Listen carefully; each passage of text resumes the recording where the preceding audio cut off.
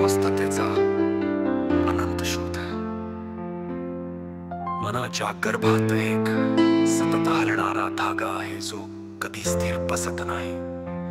जणू काळाच्या कापडावर अदृश्य बोटांनी शिवलेला एक न संपणारा टाका. प्राजक्तापातील रात्र कितीही गहिरी झाली तरी तो धागा ओढ घेतोच. झोपेच्या अंधारातही डोळ्यांच्या कोपऱ्यात प्रश्नांची ज्योत लुक लुक लाहते.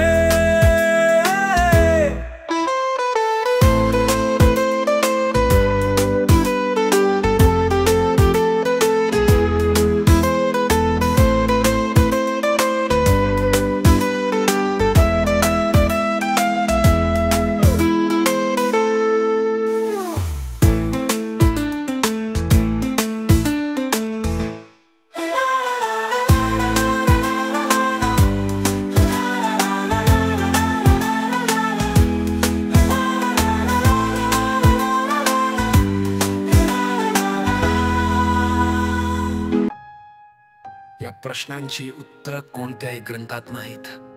ती तर काळाच्या पलीकडे लपलेली आहेत. म्हणूनच कदाचित अस्वस्थता माणसाला पुढे ढकलते, एकाच ठिकाणी स्थिर बसू देत नाही. मी आकाशाकडे पाहते, तेथेही तारे अस्वस्थ आहेत. प्रत्येक तारा सतत जळत राहतो, स्वतःला जाळून प्रकाश देत राहतो. कदाचित म्हणूनच आपण त्या ताऱ्यांकडे पाहून स्वतःची तगमग ओळखतो. कधी कधी वाटतं ही अस्वस्थता म्हणजे आपल्या आत्म्याचा श्वास आहे. ज्यावेळी आपण तिला दाबून टाकतो त्यावेळी जीवनच पोकळ होतं, कारण शांततेतही आपण काहीतरी हरवत जातो, पण अस्वस्थतेत आपण स्वतःला सापडतो. काळाची पावलं पुढे सरकत असताना ही अस्वस्थता माझ्या हातात हात घालून माझ्या कानाशी हळूच कुजबुजते.